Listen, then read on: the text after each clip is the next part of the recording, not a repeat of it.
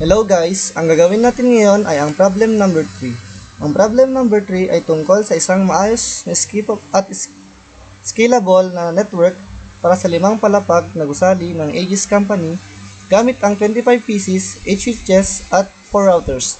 Layunin nitong masuportahan ang 20 call center agents at iba pang departamento habang gumagamit ng angkop na IP addressing at EIGRP upang matiyak ang mabilis at maasahang koneksyon. Simulan na natin.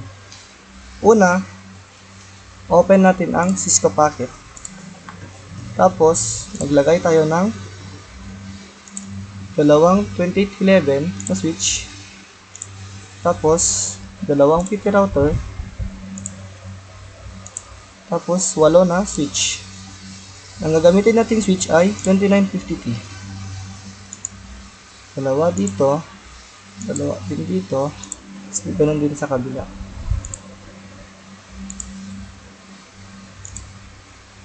Tapos, ayon sa instruction, gagamit tayo ng 25 PC.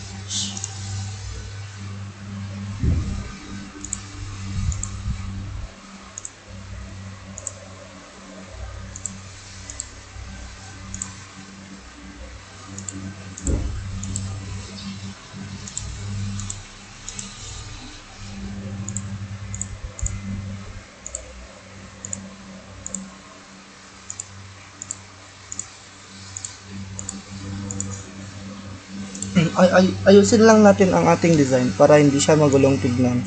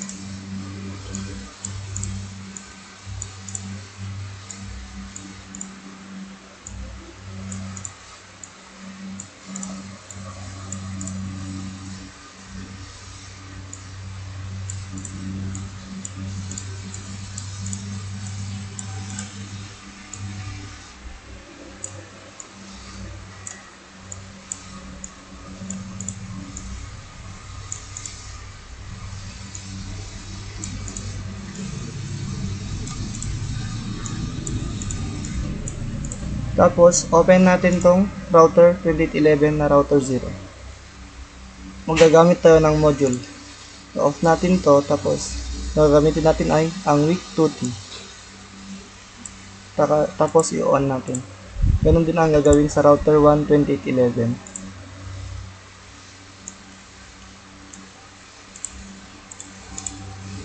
Tapos, para mapag-connect itong PC sa switches, gagamit tayo ng straight through cable.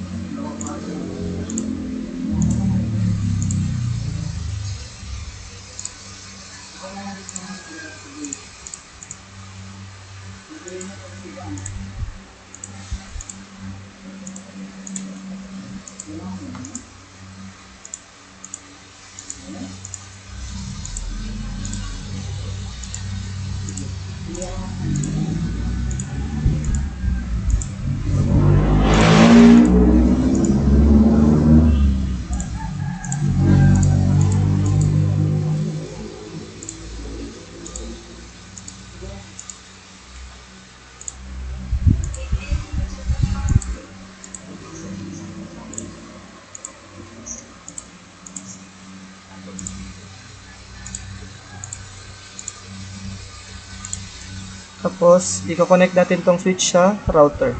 Ang gagamitin natin ay straight through pa rin.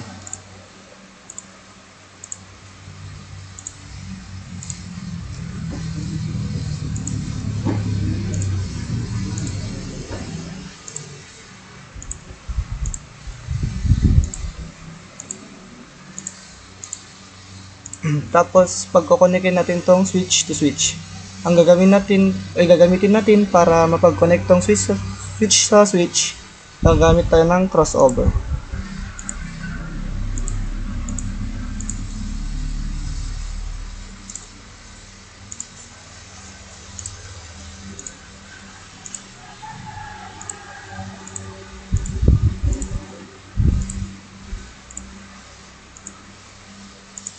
Tapos, uunahin muna natin tong router 2 at router 3 na pag-connectin.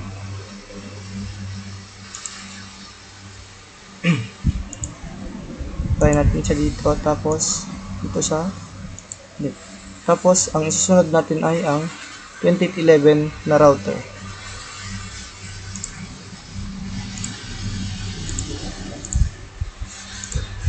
Then, ang gagawin na natin ay maglalagay na tayo ng IP address sa PC dito sa unang router. Ang ilalagay natin ay 192.168.100.2. Ctrl A, then Ctrl C, copy. Then ilagay natin yung default gateway na 0.1. Tapos dito naman tayo ilalagay muna natin yung kanyang default gateway. Tapos yung kanyang serial na 10.0.0.1. Tapos lalagay natin ito sa 2 million. So on natin. Tapos ganoon din ang gagawin natin dito sa kabila na 192.168.10.2. Tapos yung kanyang default gateway na 192.168.10.1. Tapos lagay natin dito siya sa router, PT router config, tapos yung plus ethernet na 192.168.10.1. Then on natin, tapos dito tayo sa serial niya, ilalagay ng 10.0.0.2. Then ilalagay natin sa full depth na 2 million. Then on natin. Tapos ganun din ang gagawin natin sa kabila. Ito naman, ang ilalagay naman natin dito na IP address ay 172.168.10.2. Tapos lagay natin yung default gateway niya 172.168.10.1. Tapos punta tayo dito sa router 0 na 2811. Nalagay natin yung plus ethernet na default gateway ng PC na 172.168.10.1. Then on na natin. Tapos ilalagay tayo ng serial na 20.0.0.1. Then on na lang natin. Tapos ganun din ang gagawin natin sa kabilang PC. Isang router na lang connect. Ito naman ay 70.168.100.1 ay .2. Tapos lalagay natin yung default na 1 ay na 70.168.100.1. Then lagay natin dito sa router 1 config. Lalagay natin dito yung fast ethernet na 70.168.10.1. Then on na natin. Tapos maglagay tayo ng serial na 20.0.0.2. Tapos on natin. Unahin muna natin mag CLI dito sa PT router 2.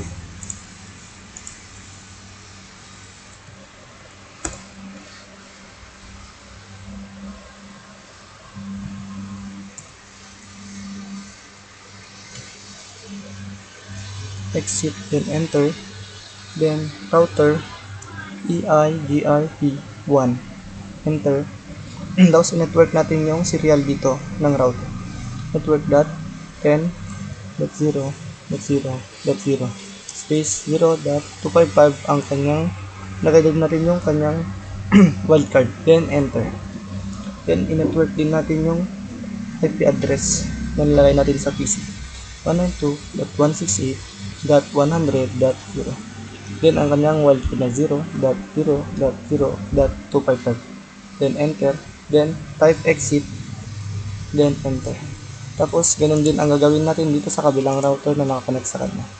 CLI ito ulit, tapos type exit, then enter, router EIGRP1, then enter, network 10.0.0.0, then ang kanyang wildcard na 0.255.255.255, then enter, then enter ulit, and then in-network natin yung address ng PC na nakakonect sa kanya na 192.168.100 ay 100.10 pala .0, then 0.0.255, tapos enter, then type exit, enter. Try muna natin mag-send ng packets dito kung nag-connect sila. Fast forward, then try natin tong PC0 sa PC9. Kung nag-failed, ulitin lang natin. Successful siya. Tapos dito naman tayo sa kabila magsi-CLI. Exit, then enter, router EIGRP1, enter, then network 20.0.0.0, then ang kanyang wildcard na 0.255.255.255, enter, then network yung PC IP address na nakakonect sa kanya na 172.168.100.0, then ang kanyang wildcard na 0.0.255.255, then enter, then type exit. Then dito naman tayo sa kabilang router, mag-CLI tayo ng exit and enter, then router EIGRP1, enter, then network natin yung serial na 20.0.0.0, then space 0.255.255, then enter. Tapos enter lang ulit, tapos network dot 70.168.10.0, then ang kanyang serial ay ang kanyang wildcard na 0.0.255 ay 0.255, then enter, type exit, then enter. Fast forward natin ulit. Try natin dito mag-send ng packets sa PC13 at PC19. Kung nag-fail siya, ulitin lang natin. Failed ulit.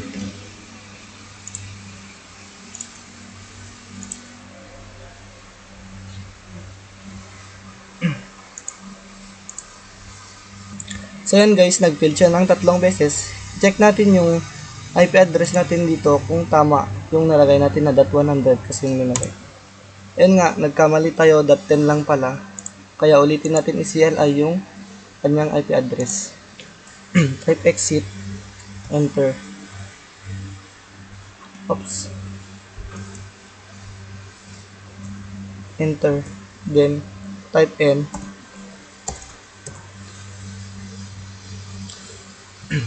And then enter, then conf t, then enter.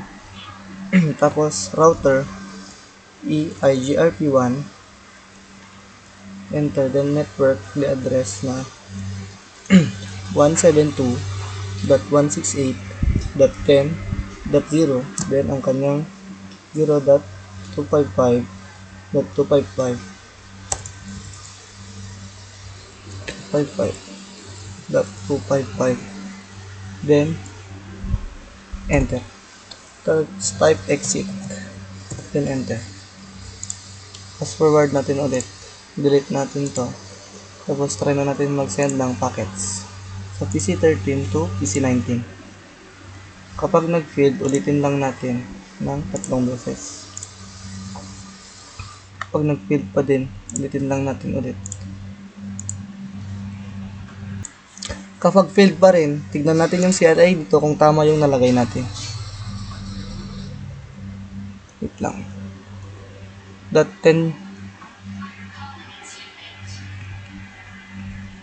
tama naman ata yung nalagay na. .10 yung nalagay natin dito. Check natin doon sa IP address ng PC9. Yun nga, may mali tayo. .100 pala. Kaya ulitin natin ulit CLI yung IP address. Type exit. Enter them and then conf t,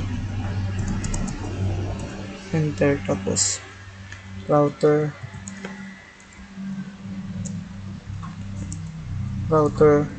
EI grp1 then enter. Network natin yung IP address na 70.168.100.0.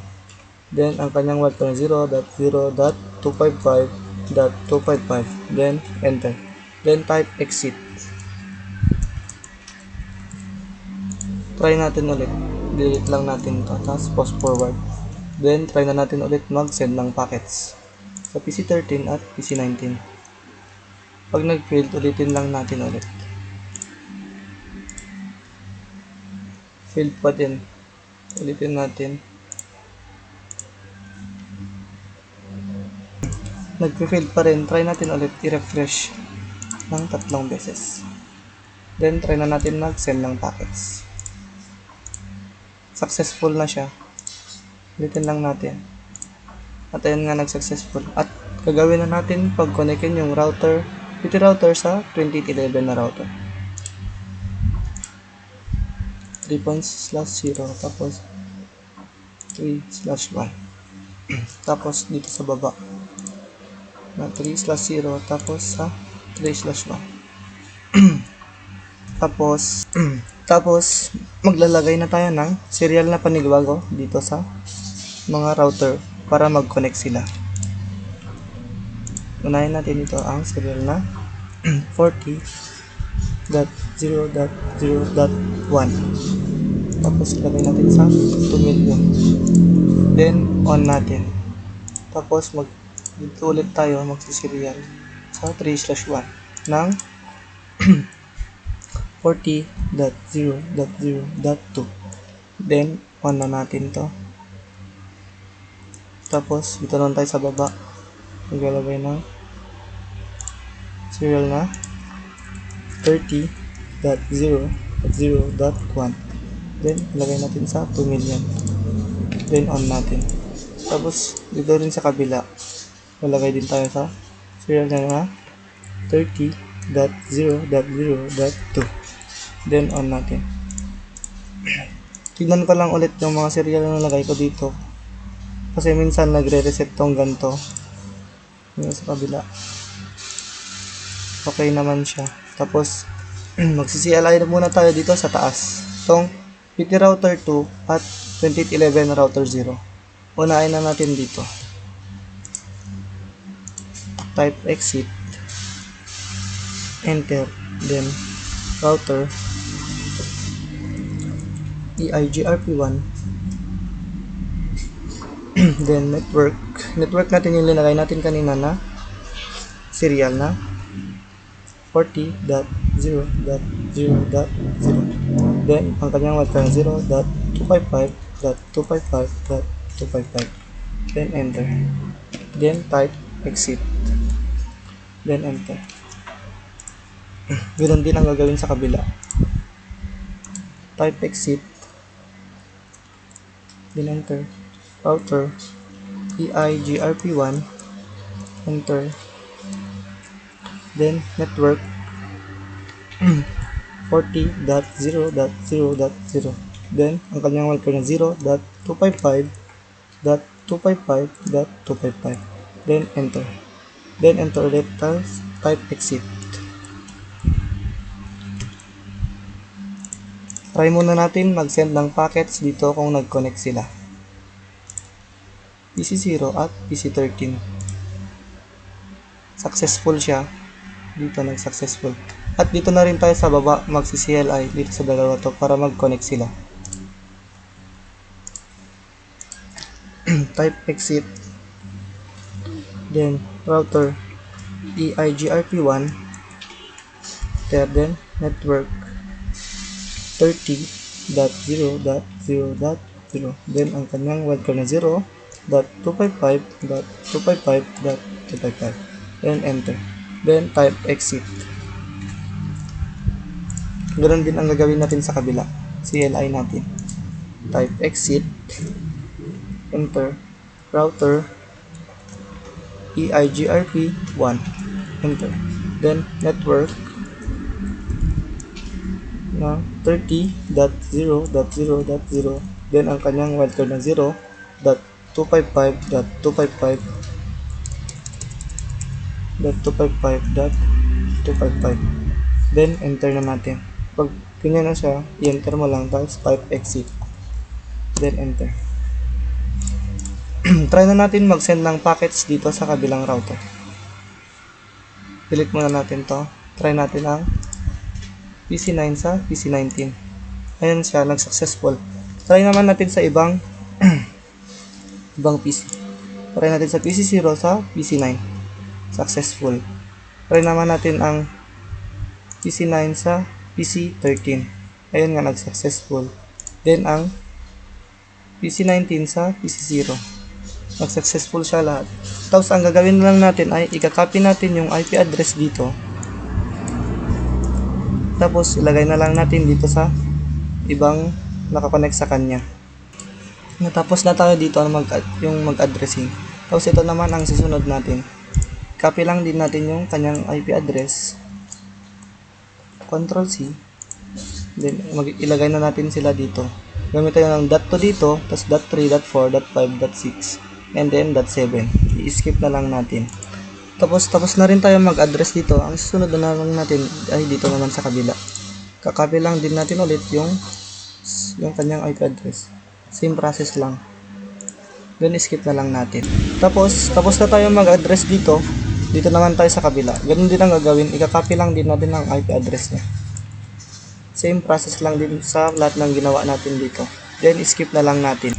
So ayan guys, tapos na tayong mag-addressing sa lahat ng PC. Try na natin mag-send ng packets. I-con lang natin, fast forward, then delete to. Try na natin mag-send sa PC3 sa PC15. Pag nag-failed, ulitin lang ng 3 beses.